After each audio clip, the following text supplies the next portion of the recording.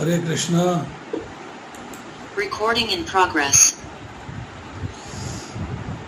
श्रीमद् भगवद गीता अध्याय संख्या 1 श्लोक संख्या 28 से लेके 35 तक 35 तक करेंगे। दो प्रकरण है इसमें। 28वां श्लोक पढ़ता हूँ। अर्जुन उवाच दृष्ट्वा इमं स्वजनं कृष्ण योत्सं समुपस्थितं सीदन्ति मम गात्राणि मुखम च परुशोष्यति। इसी के साथ ही 29वां श्लोक कनेक्टेड है। 29वां श्लोक पढ़ता हूँ। वे पथु च शरीरे में रोमहर्षा च जायते गांडीवं संसते हस्तात् त्वक् च एव परिदह्यते। अनुवाद पढ़ता हूँ। 30वां श्लोक भी कर लेते हैं।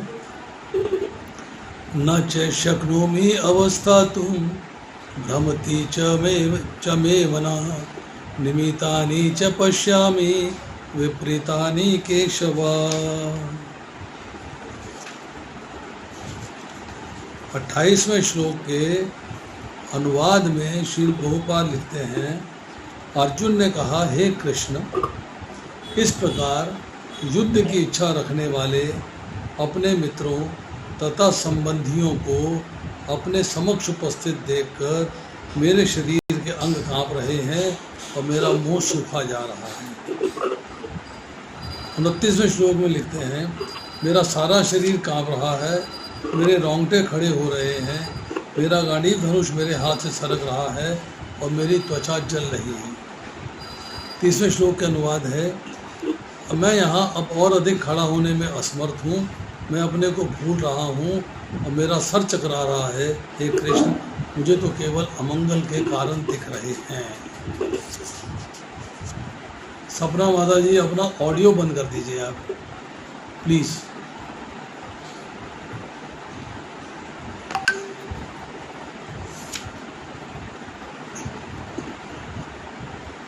अट्ठाईसवें श्लोक के परपट,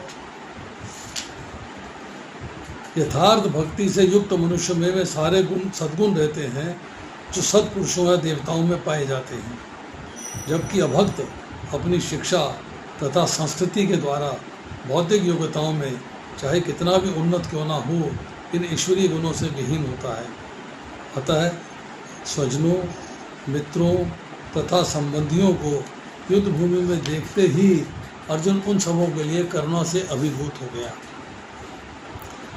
जिन्होंने परस्पर युद्ध करने का निश्चय किया था। यहाँ तक कि उसके अपने सैनिकों का संबंध था, वह उनके प्रति प्रारंभ से दयालु था, किंतु विपक्षी दल के सैनिकों की आसन्न मृत्यु को देखकर वह उन पर भी दया अनुभव कर रहा था। और जब इस प्रकार सोच रहा था, उसके अंगों में कंपन होने लगा, मुख सूख गया। उन सबको युद्ध अभिमुख देखकर उसे आश्चर्य भी हुआ। प्रायः सारा कुटुंब, अर्जुन के सगे संबंधी उससे युद्ध करने आए थे। यद्यपि उसका उल्लेख नहीं है, किंतु तो भी सहज अनुमान लगाया जा सकता है कि न केवल उसके अंग कांप रहे थे और मुख सूख रहा था, अपितु वह दयावश रुदन भी कर रहा था। अर्जुन में ऐसे लक्षण किसी दुर्बलता के कारण नहीं, अपितु हृदय की कोमलता के कारण थे, जो भगवान के शुद्ध भक्त का लक्षण है।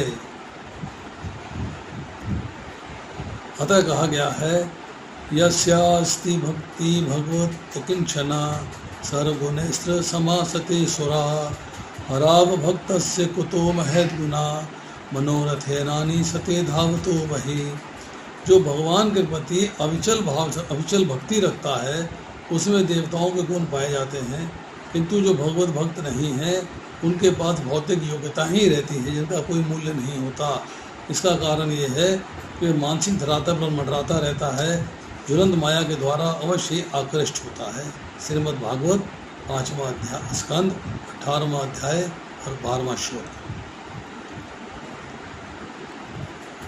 29वां श्लोक पढ़ता हूँ।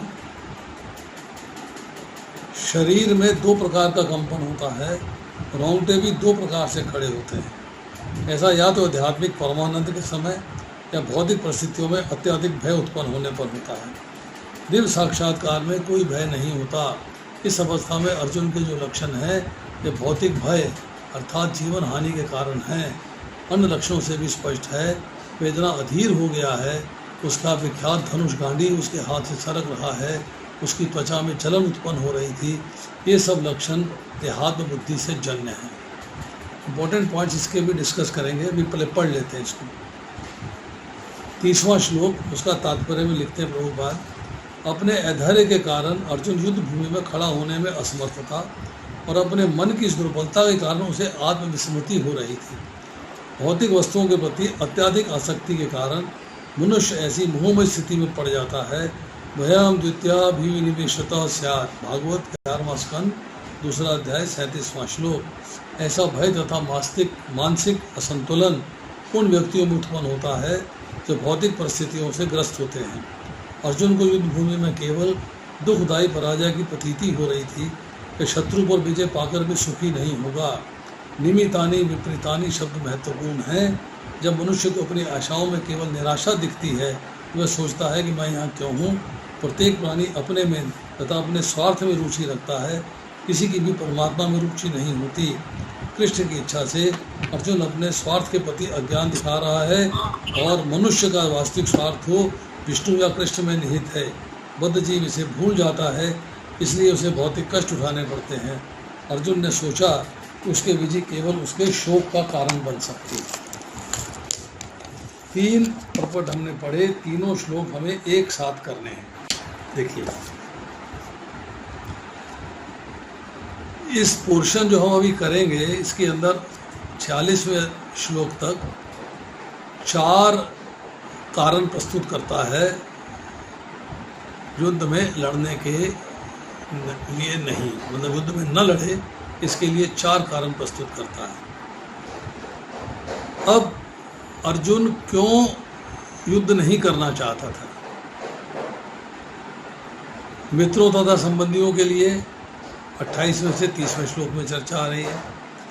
विजयी होने पर भी कोई आनंद नहीं, 31 से 35 तक की चर्चा आ रही है। पाप की प्रतिक्रियाओं से भय 36 से 38 तक की चर्चा आ रही है और पारिवारिक परंपराओं का विनाश 39 से 43 तक की चर्चा आएगी और अनिर्णय फिर जाके दूसरे अध्याय में आएगा 6ठे श्लोक के। तो 28 और 30 हमने जो भी 3 श्लोक किए हैं इसके बारे में चर्चा करते हैं। मेरे प्रिय कृष्ण, मेरे मित्र, अपने संबंधियों को देखकर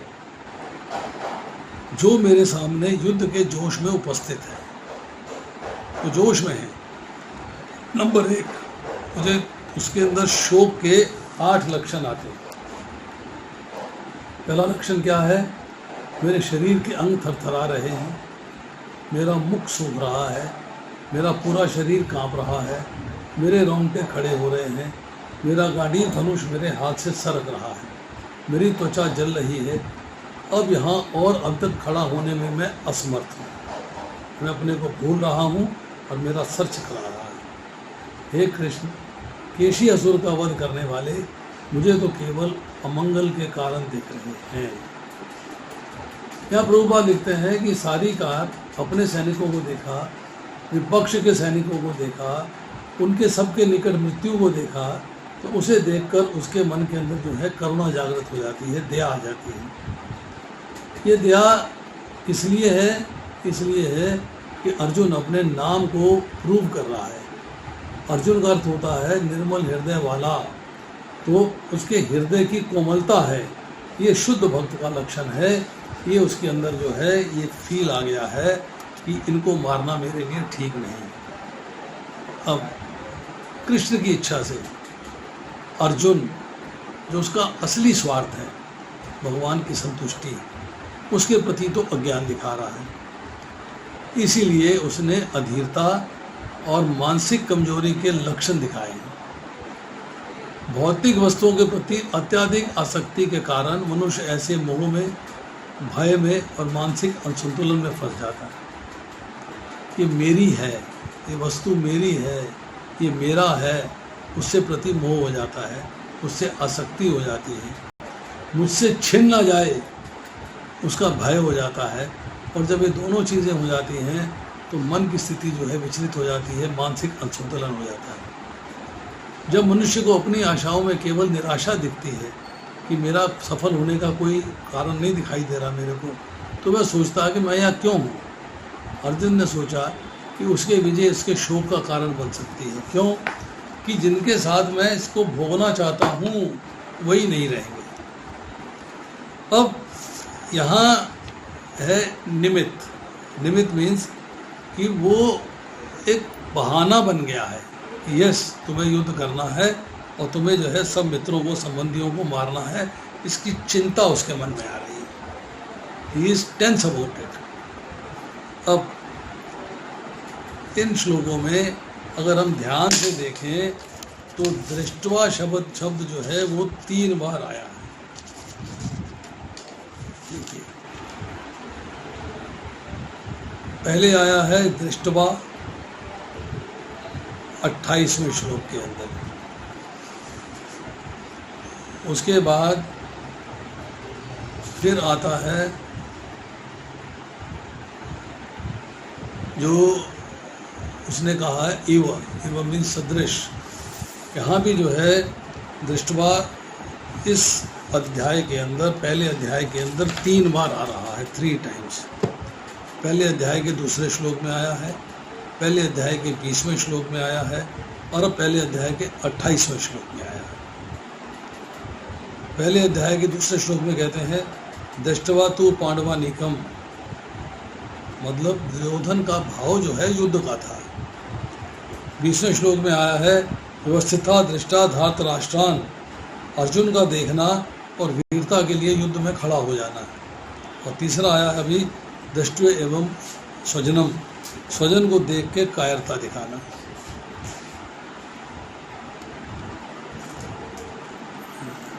स्वजन को देख के कायरता दिखाना। अब एक शब्द है चिता और एक शब्द है चिंता। चिता और चिंता में क्या फर्क है? शास्त्र क्या कहता है? शास्त्र कहता है चिंता चिता समयुक्ता बिंदु मात्र विशेषता, सजीवम दहते चिता निर्जीवम दहते चिता। सजीवम दहते चिंता निर्जीवम दहते चिता, मतलब चिंता और चिता दोनों एक समान है। समचिता समा मीन्स समान है। एक बिंदु की अधिकता है चिता से चिंता में, एक डॉट लगा हुआ एक्स्ट्रा, बस। चिंता जो है वो जीवित व्यक्ति को जलाती है, टेंशन में ला देती है, जलाती है, और चिता जो है वो मृत व्यक्ति को जलाती है। अब देखिए, इसके बाद हम करते हैं श्लोक संख्या 31। 31वां श्लोक है न चेषे अनुपश्यामि हत्वा स्वजनम आहवे, न कांक्षे विजयम कृष्णा न च राज्यम सुखानि च। इस युद्ध में अपने ही स्वजनों का वध करने से ना तो मुझे कोई अच्छाई दिखती है और ना ही हे कृष्ण मैं उनमें किसी प्रकार की विजय, राज्य, सुख की इच्छा रखता हूँ। ही डजंट वांट एनीथिंग, उसको कुछ नहीं चाहिए। सॉरी। प्रभुपाद जी परपट में लिखते हैं ये जाने बिना कि मनुष्य का स्वार्थ विष्णु या कृष्ण में है, सारे बद्ध जीव शारीरिक संबंधों के प्रति ये सोचकर आकर्षित होते हैं कि वे ऐसी परिस्थितियों में प्रसन्न रहेंगे। जो भौतिक संसार को भोगने की लालसा है, जब वो पूरी होती है, भौतिक संसार के सुख भोग मिलते हैं, उन्हें लगता है कि हम खुश हैं, वी आर हैप्पी। उन्हें कृष्ण के बारे में, विष्णु के बारे में कुछ पता नहीं है, ना ही उसके बारे में चिंता है। ऐसा देहात्म बुद्धि के कारण भौतिक सुख के कारणों को भूल जाते हैं। देहात्म बुद्धि क्या है? कि हम देह और आत्मा का भेद नहीं जान पाते। हम इंटेलिजेंस से ये फर्क नहीं कर पाते कि देह अलग है और आत्मा अलग है। अर्जुन तो क्षत्रिय का नैतिक धर्म भी भूल गया था। कहा जाता है कि 2 प्रकार के मनुष्य परम शक्तिशाली तथा जाज्वल्यमान सूर्यमंडल में प्रविष्ट करने के भागी होते हैं। एक तो ये क्षत्रिय जो कृष्ण की आज्ञा से युद्ध में मरता है, और दूसरा सन्यासी जो आध्यात्मिक अनुशीलन में लगा रहता है। यहाँ जाज्वल्यमान सूर्यमंडल कहा गया है। तो सूर्यमंडल जो है, यहाँ जो अगले अध्याय में चर्चा आएगी, दूसरे अध्याय के 31 से लेकर 38वें श्लोक में, कि जो लोग युद्ध में मरते हैं उनको स्वर्ग लोक का रास्ता खुल जाता है। तो जो जाज्वल्यमान सूर्यमंडल है वो स्वर्ग के लिए इस्तेमाल हुआ है। अर्जुन अपने शत्रुओं को भी मारने से विमुख हो रहा है, अपने संबंधियों की तो बात छोड़ दे। वह सोचता है कि स्वजनों को मारने से उसे जीवन में सुख नहीं मिल सकेगा, अतः वह लड़ने के लिए इच्छुक नहीं है। जिस प्रकार भूख न लगने पर कोई भोजन बनाने को तैयार नहीं होता, उसने तो वन में जाने का निश्चय कर लिया है, जहाँ वह एकांत में निराशापूर्ण जीवन काट सके। किंतु क्षत्रिय होने के नाते उसे अपने जीवन निर्वाह के लिए राज्य चाहिए, क्योंकि क्षत्रिय कोई अन्य कार्य नहीं कर सकता। किंतु अर्जुन के पास राज्य कहाँ है? उसके लिए तो राज्य प्राप्त करने का एकमात्र अवसर है कि अपने बंधु बांधवों से लड़कर अपने पिता के राज्य का उत्तराधिकार प्राप्त करे, जिसे वह करना नहीं चाह रहा। इसलिए वह अपने को जंगल में एकांतवास करके निराशा तथा एकांत जीवन बिताने के योग्य मानता है। अब देखिए, इसमें निमितानी और विपरीतानी शब्द इस्तेमाल हुए हैं। विपरीतानी का अर्थ यह है कि विपरीत शगुन हो रहे हैं, उल्कापात हो रहा है, ग्रहण लग रहा है, भूकंप आ रहा है, पशु पंक्षियों की भयंकर बोली आ रही है। निमितानी का मतलब है निमित हो आप।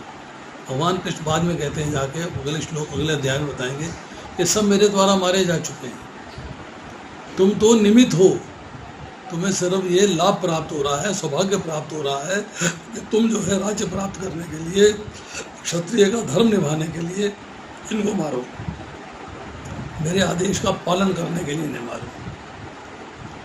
अगर कार्य के आरंभ में उत्साह होता है तो कार्य सिद्ध होने की पूरी आशा होती है, और अगर कार्य के बिगिनिंग में ही उत्साह भंग हो जाता है तो विपरीत परिणाम निकलता है। अब किसी भी जीव को जब आप मारते हो तो आपको मारने से पश्चाताप होता है, क्षोभ होता है।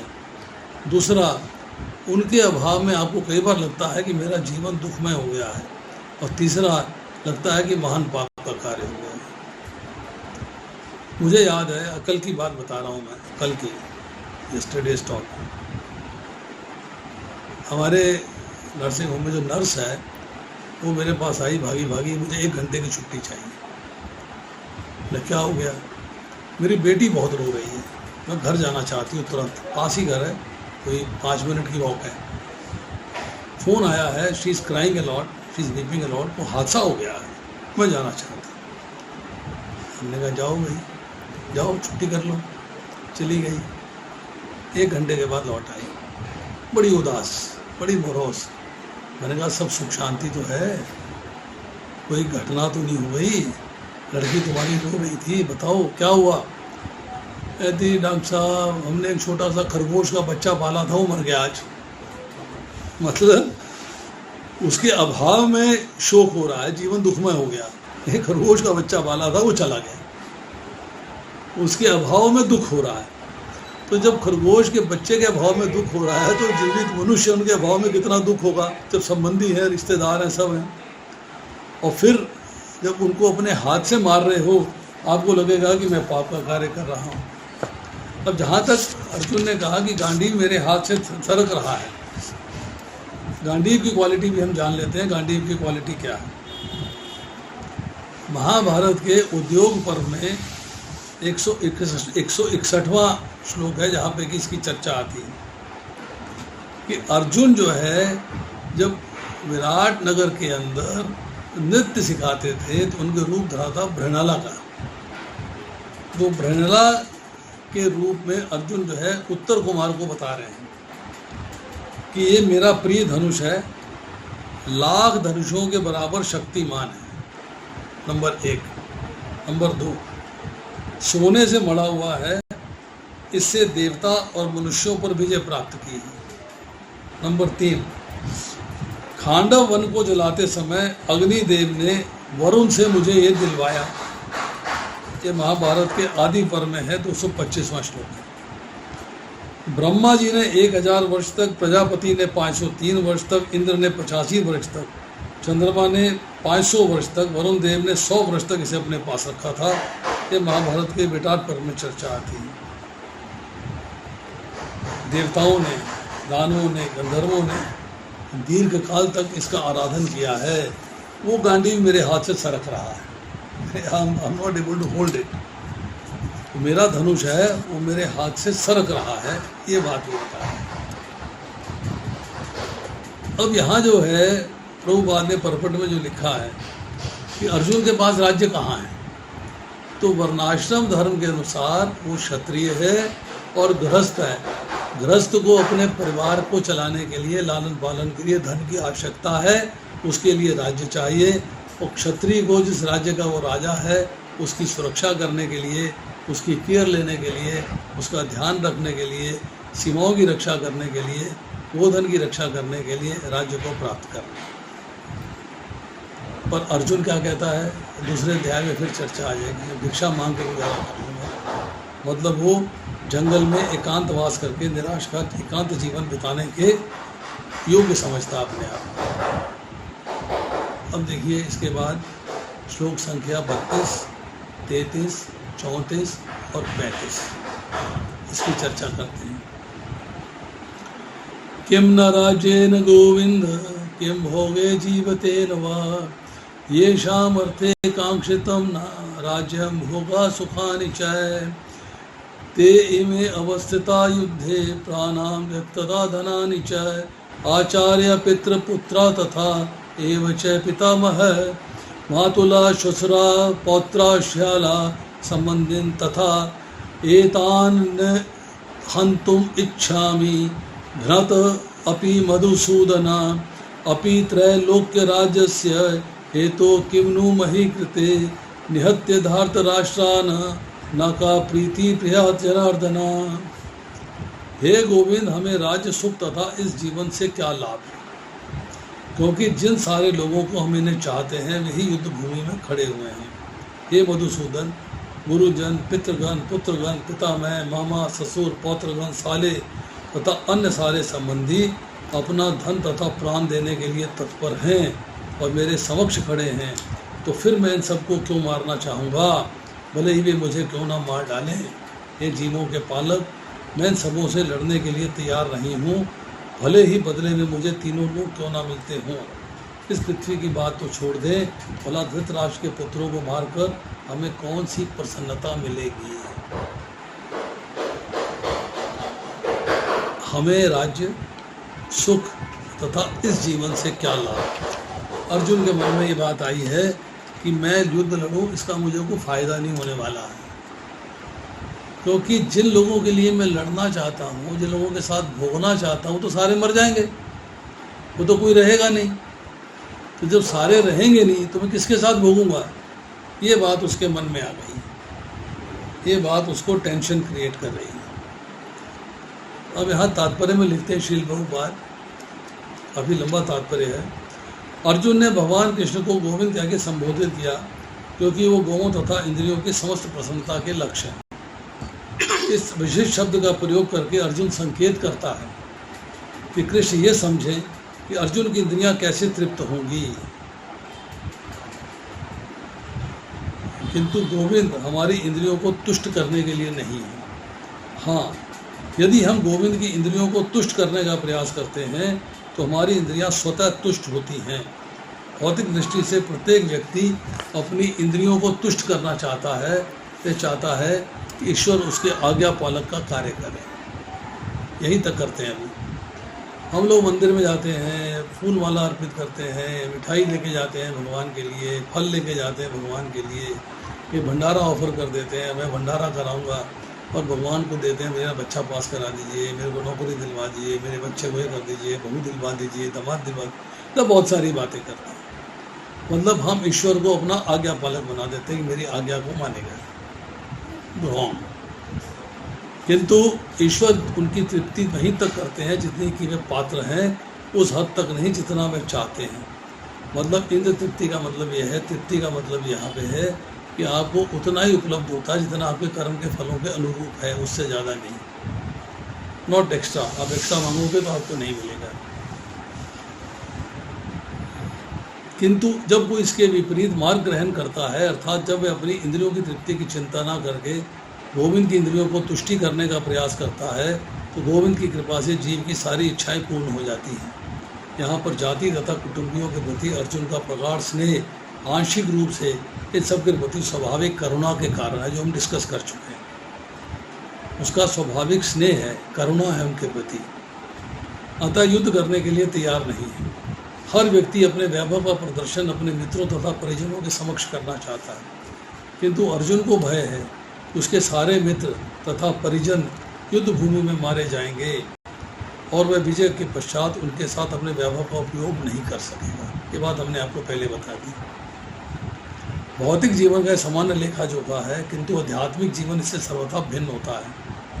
चूँकि भक्त भगवान की इच्छाओं की पूर्ति करना चाहता है, अतः भगवत इच्छा होने पर भी वह भगवान की सेवा के लिए ऐश्वर्य को स्वीकार कर सकता है। भौतिक सुख भोग के लिए ऐश्वर्य स्वीकार नहीं करता, भगवान की प्रसन्नता के लिए ऐश्वर्य को स्वीकार कर सकता है। किंतु यदि भगवत इच्छा ना हो तो वह क्षदाम भी ग्रहण नहीं करता। अर्जुन अपने संबंधियों को मारना नहीं चाह रहा था। यदि उनको मारने की आवश्यकता हो तो अर्जुन की इच्छा थी कि कृष्ण उसका स्वयं उनका वध करे। आप करिए ना, दूसरे अध्याय के 7वें श्लोक में चर्चा आएगी, इस पर चर्चा करेंगे हम। इस समय उसे ये पता नहीं है कि कृष्ण उन सबों को युद्ध भूमि में आने से पूर्व ही मार चुके हैं और अब निमित्त मात्र बनना है। इसका उद्घाटन अगले अध्यायों में होगा। भगवान का असली भक्त होने के कारण अर्जुन अपने अत्याचारी बंधु बांधवों से प्रतिशोध लेना नहीं चाहता था, किंतु ये तो भगवान की योजना थी कि सबका वध हो, और भगवत भक्त दुष्टों से प्रतिशोध नहीं लेना चाहते, किंतु भगवान दुष्टों द्वारा भक्त के उत्पीड़न को भी सहन नहीं कर सकते। भगवान किसी व्यक्ति को अपनी इच्छा से क्षमा कर सकते हैं, परंतु यदि कोई उनके भक्त को नुकसान पहुंचाता है, कष्ट देता है, हानि पहुंचाता है, तो उसे क्षमा नहीं करते। इसलिए भगवान ने दुराचारियों का वध करने के लिए उद्यत थे, यद्यपि अर्जुन उन्हें क्षमा करना चाहता था। इजी है परपट, there is nothing more special in this. फिर भी थोड़ी सी चर्चा कर लेते हैं इसके इन श्लोकों के अंदर। भगवद गीता के 16वें अध्याय के 21वें श्लोक में चर्चा आती है कि नरक के 3 द्वार हैं, काम, क्रोध और लोभ। यहाँ पर कामना क्या है? 2 प्रकार की कामना है, 2 प्रकार के कर्म जो है कामना में आते हैं। एक इष्ट की प्राप्ति, मतलब डिजायर्स फुलफिल्ड। दूसरा अनिष्ट की निवृत्ति, आप अनिष्ट को छोड़ दें। Getting rid of bad habits, unrequired things. अगर इसमें बाधा पड़ती है तो आपको क्रोध आता है, पर अगर आपकी डिज़ायर्स फुलफिल होती हैं तो आप जो है सुख भोगना चाहते हैं, कामना है, संग्रह करना चाहते हैं तो लोभ है। पर इनमें ब्लॉक होता है तो फिर क्रोध आता है। अब यहाँ पर जो है अर्जुन की इच्छा क्या है? अर्जुन की इच्छा एक ही है कि मैं दया से परिपूर्ण हो गया हूँ, मैं अपने संबंधियों से युद्ध नहीं करना चाहता, मैं उनकी हत्या नहीं करना चाहता, मैं उनको मारना नहीं चाहता। I don't want to kill them. ये अर्जुन के मन में भाव आ गया, इसीलिए वो बहाने बना रहा है। आगे हम बहानों की बात करेंगे। हम 36वां श्लोक भी करते हैं, हमने अनाउंस किया हुआ है। पापेव आश्रते अस्मान हत्वा एतान आततायेन तस्मात् न अर्हात् वयम हन्तु धार्तराष्ट्रान् सबान्धवान् स्वजनम ही कथम हत्वा सुखिन्याम माधव। अनुवाद में लिखते हैं श्री प्रभुपाद, यदि हम ऐसे आताइयों का वध करते हैं तो हम पर पाप चढ़ेगा। अब पाप की बात शुरू हो गई है, अतः उचित नहीं होगा कि हम धृतराष्ट्र के पुत्रों या उनके मित्रों का वध करें। हे लक्ष्मीपति कृष्ण, इससे हमें क्या लाभ होगा और अपने ही कुटुंबियों को मारकर हम किस प्रकार सुखी हो सकते हैं? How can we become happy? तो अभी उसने 31वें से 35वें श्लोक में चर्चा करी हमने कि मुझे कोई अच्छाई नहीं दिखती, युद्ध में अपने ही स्वजनों का वध करने से हे कृष्ण, मुझे किसी प्रकार की विजय की इच्छा नहीं है, न राज्य की है न सुख की है, और संबंधियों के बिना आनंद कहाँ है। अब यहाँ पर जो है 36वें श्लोक में आती चर्चा। तीसरा कारण है पाप का भय। यदि हम ऐसे आताइयों का वध करते हैं तो हमें पाप लगेगा, इसमें हमें क्या लाभ होगा। हे माधव, अपने कुटुंबियों को मारकर हम कैसे सुखी हो सकते हैं। तो यहाँ पे 6 प्रकार के आताइयों की चर्चा हुई। विष देने वाला, घर में अग्नि लगाने वाला, घातक हथियार से आक्रमण करने वाला, धन को लूटने वाला, दूसरे की भूमि को हड़पने वाला, पराई स्त्री का अपहरण करने वाला, इनका तुरंत वध होना चाहिए। ऐसा करने से पाप नहीं लगता। मनुस्मृति का श्लोक है 8वें अध्याय का 350वां। यहाँ पे हम चर्चा करते हैं अर्थशास्त्र बनाम धर्मशास्त्र की, आताइयों का वध। अर्थशास्त्र के अंदर जो कथन है राजनीति के बारे में है, सामाजिकता के बारे में है, और धर्मशास्त्र में जो कथन है धर्म के बारे में है, साधु पुरुषों के, साधु व्यक्तियों के व्यवहार के बारे में है।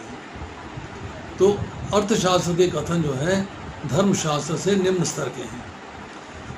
धर्मशास्त्र के अनुसार किसी दूसरे जीव को पीड़ा नहीं पहुंचानी चाहिए, अतः भीष्म और अन्य पूजनीय व्यक्तियों को मारना वास्तव में पाप है। इसलिए अर्जुन उनके साथ साधुवत व्यवहार करके उन्हें माफ़ करना चाहता था। आखिरकार राज्य अस्थायी होते हैं, आज है और कल नहीं। अब अर्जुन ने कृष्ण को माधव कहा है। वैभव की देवी लक्ष्मी अर्थात माँ के पति धव अर्थात कृष्ण, क्योंकि अर्जुन नहीं चाहते कि कृष्ण उन्हें युद्ध के लिए उकसाएं, जो दुर्भाग्यपूर्ण है। परंतु कृष्ण किसी के लिए भी दुर्भाग्यशाली नहीं होते, और भक्तों के लिए तो कहना ही क्या है।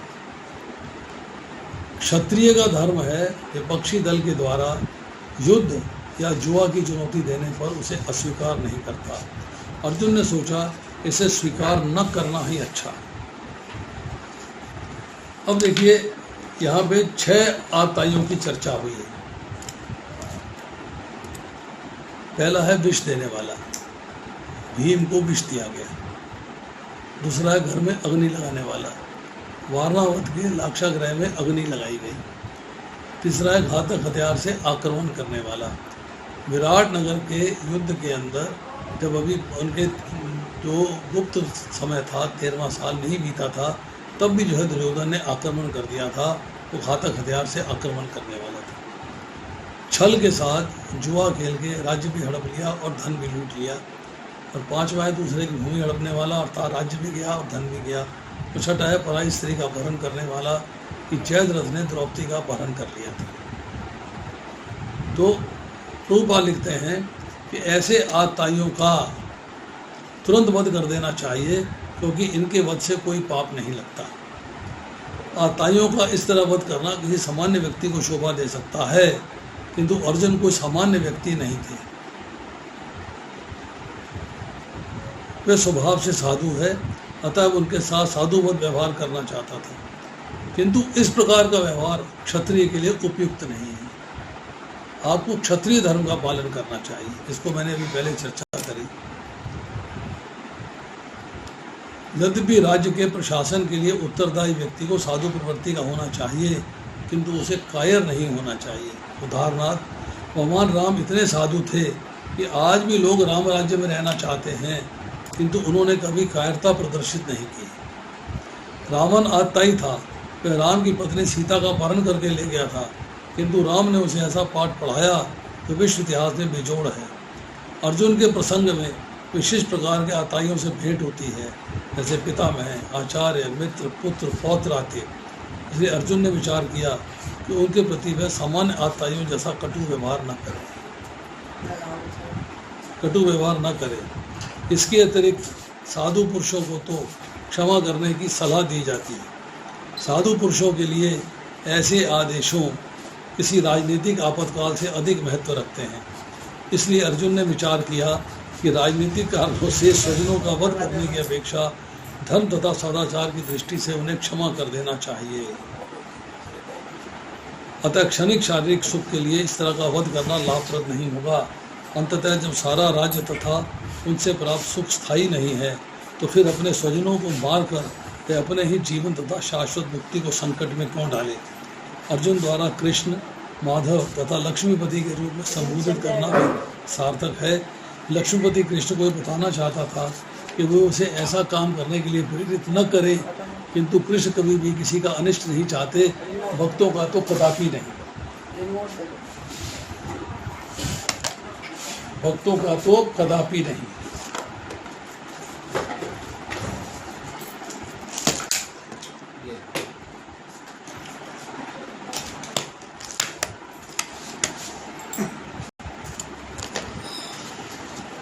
तो यहाँ पर जो है 36वें श्लोक में जो हम चर्चा कर रहे हैं उसके बारे में थोड़ा सा हम डिस्कस कर लेते हैं कि संबंधियों को मारने में लाभ नहीं होने वाला, पाप की संभावना है, स्वजनों को मारना हानिकारक है। ये बतलाकर जो है अर्जुन ने अपना मत प्रकट कर दिया।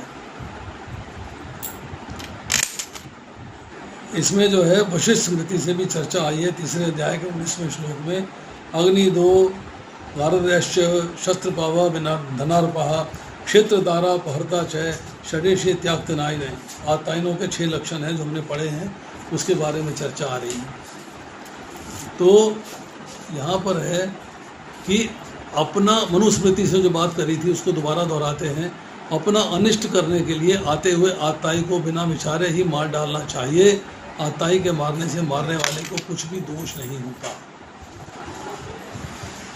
धर्मशास्त्र में कहते हैं कि स एव पापोतिष्ठो तमो स कुर्यात कुल नाशनम, जो अपने कुल का नाश करता है उससे बढ़कर कोई भी अधर्मी नहीं होता। अब यहाँ पर जो अर्थशास्त्र और धर्मशास्त्र की चर्चा आती है कि धर्मशास्त्र जो है अर्थशास्त्र से अधिक बलवान होता है। अब आताई को मार दें तो अर्थशास्त्र है, अपना स्वार्थ है, किसी की हिंसा ना करें, धर्मशास्त्र है, मतलब अपना स्वार्थ नहीं। परंतु अब यहाँ पर जो है 37वें 38वें श्लोक में जगह चर्चा आएगी कि स्वजनों को, गुरुओं को मारने से जो पाप है, जो सुख है, जो सुख नहीं मिलेगा, पर वो तुम्हें मार डालेंगे। तो तुम्हें क्या करना चाहिए? शिष्ट पुरुष का तरह आचरण करना चाहिए। धर्मशास्त्र कहता है आहुतो न निवृत्त द्युता दपी रना दपी। यदि क्षत्रिय को जुआ खेलने के लिए बुलाए या युद्ध के लिए बुलाए, आह्वान करे तो कभी भी मना नहीं करना चाहिए। और साथ ही ये भी कहते हैं महाजनो ये न गंता स पंथा, मतलब महाजनो ये न गता स पंथा, कि जो महाजन करते हैं, जो सामान्य पुरुष को, उनको फॉलो करना चाहिए। तो द्रोणाचार्य हैं, कृपाचार्य हैं, भीष्म पितामह हैं, वो सब महान व्यक्ति हैं, वो तुम्हें मारने के लिए उद्यत हैं। तुम उनके भीष्म पितामह के पौत्र के समान हो, परंतु पर तुम्हें भी उन्हें मारने से गुरेज नहीं होना चाहिए। तुम्हें भी युद्ध के लिए तैयार रहना चाहिए। You should be ready to fight. तुम्हें भी युद्ध के लिए रेडी रहना चाहिए।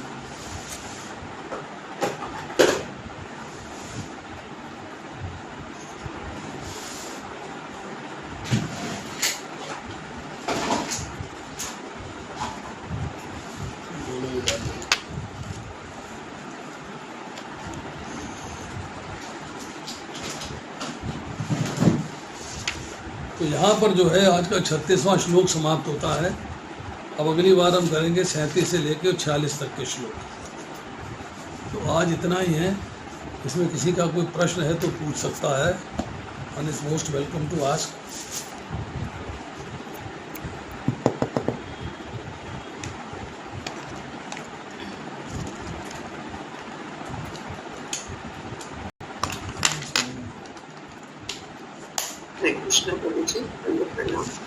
यस, बोलिए। अभी आप बता रहे थे, जैसे जो मैं समझ पाई कि आतताइयों को मारना तो धर्मशास्त्र है ना, अर्थशास्त्र है। हाँ जी। और जीवों पर दया जो है वो धर्मशास्त्र है। अहिंसा करना, अहिंसा मीन्स किसी को न मारना, वो धर्मशास्त्र है जी। तो प्रभु जी, इसमें आपने बोला कि जब दोनों में से एक का चुनाव करना है तो धर्मशास्त्र का चुनाव करना है। धर्मशास्त्र का चुनाव करना, टेक्निकली आपको धर्मशास्त्र का चुनाव करना है। परंतु समस्या क्या आती है कि यहाँ पर जो है आताई आपके सामने खड़े हैं, आपके गुरुजन भी, उसमें गुरुजन भी हैं, उसमें पिता में भी हैं, वो भी तो आताई था, तो द्रौपदी का हरण हुआ, उन्होंने साथ दिया, कृष्ण को कैद करे तो कुछ नहीं बोले, उनका साथ दिया, उनको भी आताई की श्रेणी में रखा गया। तो वो ये कह रहे हैं कि अगर जो है टेक्निकली देखा जाए तो हिंसा न करना परम धर्म है, अहिंसा परमो धर्म है, परंतु अगर तुम समझते हो कि स्वजनों को, गुरुजनों को मारने से पाप होगा, सुख नहीं मिलेगा, तो then they will kill you. इसके लिए तुम शिष्ट पुरुष का आचरण करो, और शिष्ट पुरुष क्या है? अपने से सीनियर्स को फॉलो करता है। तो महाजनो येन गता स पंथा, अर्थात जो तुमसे सीनियर हैं वो जो कर रहे हैं तुम उसको फॉलो करो, दैट इज योर रूल। इसलिए तुमको युद्ध करने से हटना नहीं चाहिए, युद्ध करना चाहिए, यू शुड फाइट।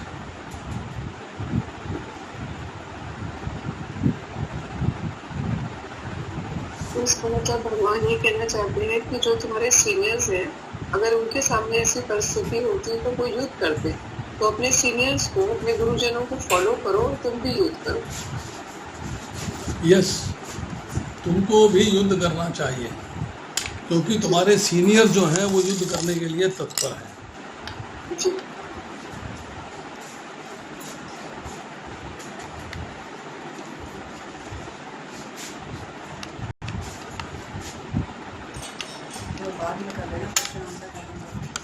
चलिए, और कोई प्रश्न है किसी का?